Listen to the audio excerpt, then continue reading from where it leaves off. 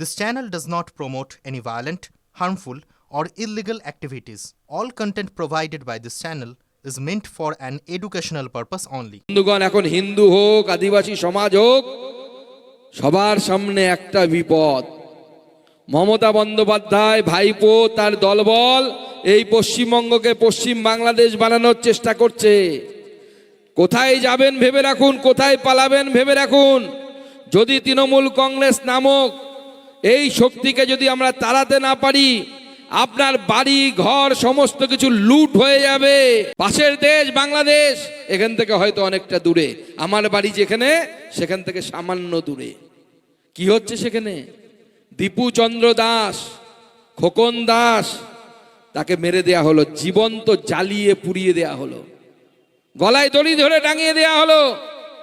তৃণমূলের মুখে রা নেই, একটাও কথা বলছে না। দোষ কি তার?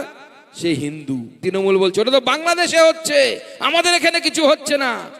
তাদের জন্য বলে রাখি, মুর্শিদাবাদে গেছিলাম আমি, 5 ঘন্টা ছিলাম গরম রোদের মধ্যে।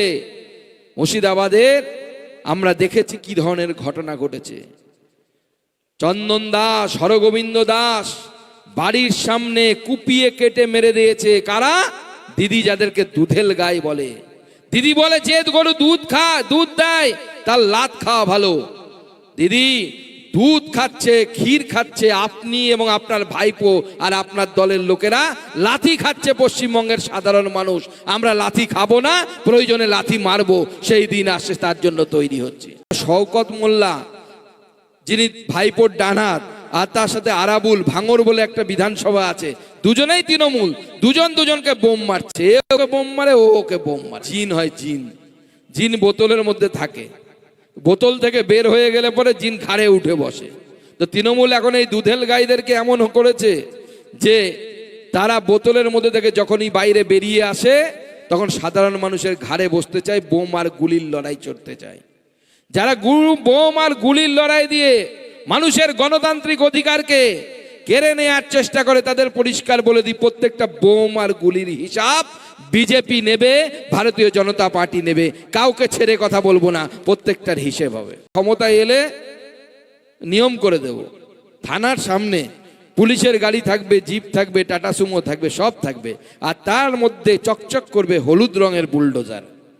হলুদ রঙের বুলডোজারটা চকচক করবে কেন? তৃণমূলের নেতারা যেখানে এই ধরনের কোথাও লোকের জায়গা দখল করে, সরকারি জায়গা দখল করে, বাড়ি করা থেকে শুরু করে সমস্ত কিছু করেছে, প্রত্যেকটা সাধারণ মানুষের টাকার হিসেব হবে, সেই ব্যবস্থা আমরা করব। মঞ্চতে হয় না, মঞ্চর মাঝখান দিয়ে একটা লম্বা র্যাম্প বানিয়েছে। র্যাম্প ফ্যাশন শো যেরকম থাকে কি না, যেখানে মেয়েরা হাঁটে ফ্যাশন শো এর সময়, আপনারা টিভিতে দেখেছেন মনে হয়, সেরকম ভাইপো মাঝখান দিয়ে হাঁটছে। সারা বছর খেয়ে মধু, ভোটের সময় এসেছে যদু। আর এই যদু বলছে জনগণকে যা বলবো জনগণ নাকি তাই বিশ্বাস করে নেবে। এখন ভয় পাচ্ছে, এসআইআর হচ্ছে, এসআইআর বলছে বন্ধ করে দেব। কেন বন্ধ করে দেব? মানি না এসআইআর। আরে এসআইআর কেন হচ্ছে? বিজেপি এসআইআর করাচ্ছে। এসআইআর তো নির্বাচন কমিশন করাচ্ছে। পড়াশুনো করিস, পড়াশুনো করে দেখ, 1952 সাল থেকে এসআইআর হচ্ছে। 2002-03 পশ্চিমবঙ্গে লাস্ট এসআইআর হয়েছিল। আপনারা লক্ষ্মীর ভান্ডার নিয়ে কোনো চিন্তা করবেন না। তৃণমূল যদি 500 টাকা বাড়ায়, আমি এই মঞ্চ থেকে কথা দিয়ে যাচ্ছি, ভারতীয় জনতা পার্টি 510 টাকা হলেও তৃণমূলের থেকে বেশি বাড়িয়ে আপনাদের লক্ষ্মীর ভান্ডার দেবে। ওই যে রাবণ কি পরে এসেছিল বলে, গেরুয়া পরে এসেছিল। দেখ, আমিও গেরুয়া পরছি এখন। দীঘাতে জগন্নাথ মন্দির, কলকাতাতে দুর্গাঙ্গন, হিন্দুরা ভাববে আমি বুঝি একদম গেরুয়া। পরে যেই আমি হরণটা করে নেব, ভোটে যেই যখন টিপটা পড়বে ইভিএমে, হরণ হয়ে যাবে, অর্থাৎ লক্ষণ রেখা থেকে পার হয়ে গেল, সঙ্গে সঙ্গে ইনশাল্লাহ বলবো। তখন আর রামও বলবো না, তখন গেরুয়াও বলবো না। সেজন্য সাবধান থাকুন। যদি রাবণের গেরুয়া দেখে ভুল করেছেন, তাহলে সীতা কিন্তু হরণ হবেই, কেউ আটকাতে পারবে না।